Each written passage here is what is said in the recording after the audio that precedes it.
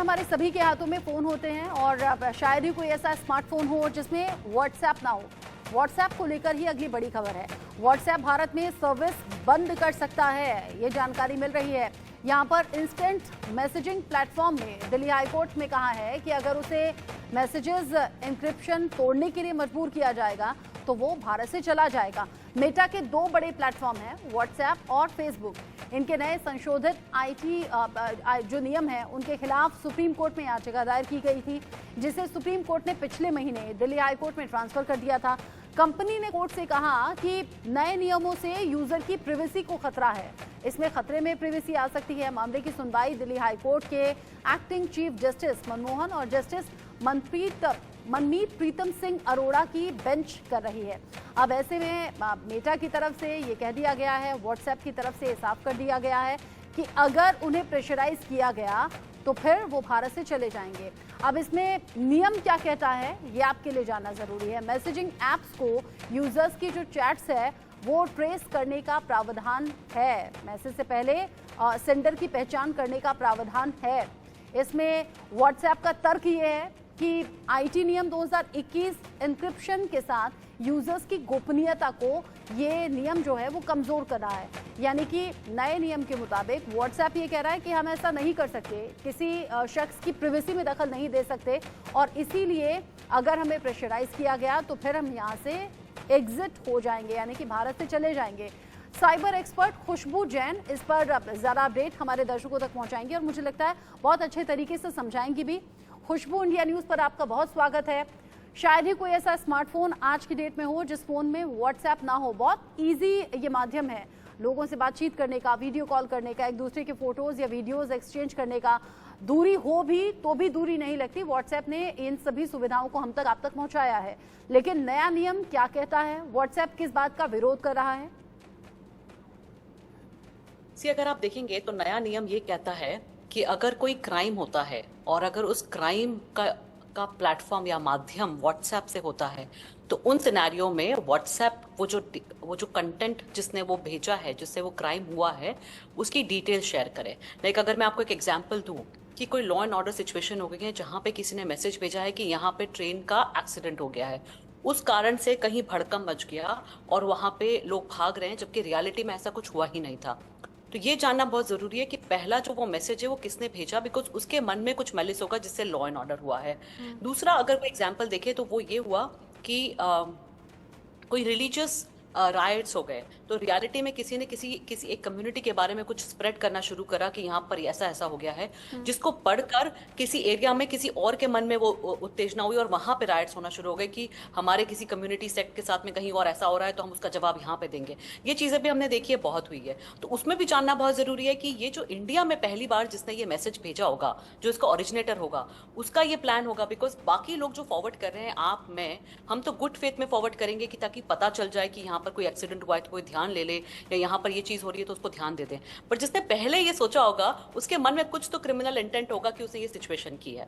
तो लॉ हमारे पास है कि आप ये चीजें नहीं कर सकते। जैसे कोई चाइल्ड पोर्नोग्राफिक कंटेंट बना के बेच रहा है तो वो एक क्रिमिनल ऑफेंस है। तो लॉज हमारे पास है, पर इसको इंप्लीमेंट करना बहुत मुश्किल है। बिकॉज जैसे ही आप इंप्लीमेंट करोगे तो व्हाट्सएप की तरफ से ये आता है कि वो आपको डिटेल्स नहीं देंगे। तो मतलब एक व्हाट्सएप एक सेफ हेवन बन जाएगा क्रिमिनल्स के लिए, जहां पे वो किसी भी तरीके के क्राइम करते रहेंगे बिना पकड़े जाने के डर से। और जब पकड़ जाने का डर नहीं होता है तो वहां पे एक ब्रीडिंग ग्राउंड हो जाता है जहां पे और लोग आने लगते हैं कि यहाँ पे तो बहुत आसान है करना और यहाँ से पकड़ना बहुत मुश्किल है, बिकॉज यहाँ से कोई डेटा शेयर नहीं होगा। तो इन सब चीजों को देखते हुए 2021 की जो आईटी रूल्स की आप बात कर रहे हैं, इंटरमीडिएट गाइडलाइंस की, वो ये कहती है कि आप इंडिया में अगर हैं एज अ प्लेटफॉर्म तो आप सेफ हार्बर प्रोटेक्शन इंजॉय करें, जहां पे आप फ्री हैं, आपके ऊपर कोई इम्यून वो नहीं होगी। पर आपका जो प्लेटफॉर्म है, अगर वो माध्यम यूज हो रहा है किसी क्रिमिनल एंटिटी, किसी क्रिमिनल एक्टिविटी के लिए, तो जब अगर आपको लॉ एनफोर्समेंट एजेंसी बाकायदा प्रोसीजर के साथ में वो डिटेल्स मांगे, या कोर्ट ऑर्डर से आपको कुछ मांगा जाए, या फिर गवर्नमेंट अथॉरिटी के साथ में आपसे कोई डिटेल मांगी जाए, या कंटेंट को डाउन किया जाए, तो आप उस समय पे वो डिटेल्स और उसको एक्ट करें, क्योंकि हमारे यहाँ पे लॉ अच्छा, एक सवाल ऐसे में मेरे जहन में खुशबू, चूंकि चुनावी माहौल भी चल रहा है, दुनिया भर में देखिए 224 करोड़ से ज़्यादा लोग व्हाट्सएप का इस्तेमाल कर रहे हैं। भारत में 50 करोड़ से ज़्यादा लोग व्हाट्सएप का इस्तेमाल कर रहे हैं।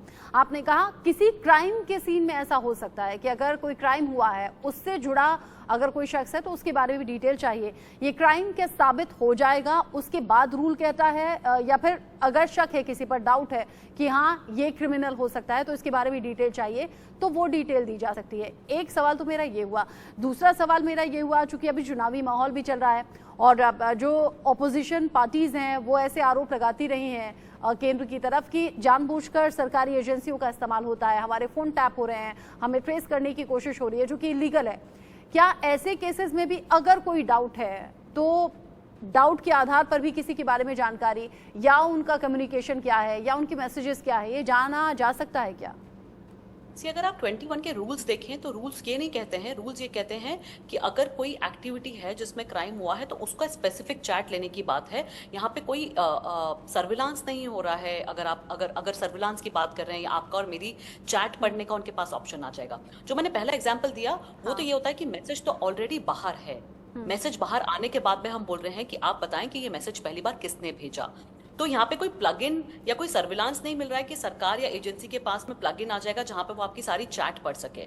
और रही बात इंक्रिप्शन की, तो इंक्रिप्शन तो इनकी खुद के लिए इंक्रिप्शन नहीं है, बिकॉज इनकी खुद के स्टेटमेंट्स है जहां पे ये बोलते हैं कि अपने बिजनेस मॉडल के लिए ये सारा डेटा शेयर करते हैं अपनी सिस्टर कंसर्न कंपनीज के साथ में। तो यहाँ पे जो डर हमारे और आपके सबके मन में है कि अगर व्हाट्सएप एक सेफ प्लेटफॉर्म है जहां पे मेरा जो मन करेगा मैं वो बोल सकती हूँ बिना किसी डर से, मेरी फ्रीडम ऑफ स्पीच कर्टेल नहीं होगी, तो वो वहां पे वो वाली बात नहीं आ रही है। यहाँ पे स्पेसिफिक केस में जहां पे क्राइम हो रहा है, अगर उसको लेकर बाकायदा एफआईआर हुई है और उसके बाद में आपसे वो डिटेल मांगी जाए एक्सप्लेनेशन के साथ में, अगर प्रोसीजर फॉलो किया जाए उसके बाद मांगे तो ये होता है। उसके बाद में भी अगर ऐसा कुछ होता है कि मेरी चैट्स पकड़ी गई है, ये डेटा अगर वो रिकॉर्ड में रखते हैं कि इनके ऊपर सर्विलांस हुआ था, तो आई थिंक हमें अकाउंटेबिलिटी और ट्रांसपेरेंसी थोड़ी और स्ट्रिक्ट कर देनी चाहिए, जहां पर आप और मैं क्वेश्चन कर सके कि अगर आपने 50 अकाउंट पे सर्विलांस किया था या 50 अकाउंट्स की आपने डिटेल्स मांगी थी, तो वो 50 अकाउंट्स किस रिलेटेड और क्यों थे, और अगर उनमें हुआ तो उनमें क्या पनिशमेंट हुई या नहीं हुई, तो वो नंबर्स के हिसाब से। बिकॉज अगर आप देखोगे तो यूएस में भी ये चीज होती है, उनके पास में बाकायदा ये सारे रूल्स है। तो इंडिया में कोई नया नहीं है कि इंडिया में ये रूल्स नए आ गए हैं और सरकार इस तरीके की चीज कर रही है। तो देश भर में इस तरीके के खुशबू, जो सवाल हमारे जहन में थे वो आपसे जानने की कोशिश की है और उम्मीद यही करते हैं कि मेटा की तरफ से भी अगर कोई ऐसा डाउट है तो वो क्लैरिफाई किया जाए, क्योंकि व्हाट्सएप बहुत काम की चीज़ है, काम के लिहाज से भी, यूं अपनों को करीब लाने के लिहाज से भी, और बहुत बेहतर साधन है बातचीत के लिए। ऐसे में हम तो यही चाहेंगे कि ये जो इशू है इसे जल्दी सॉल्व कर लिया जाए। साथ ही साथ बहुत आसान भाषा में आपने हमारे दर्शकों को बहुत अच्छी जानकारी दी। बहुत शुक्रिया हमारे साथ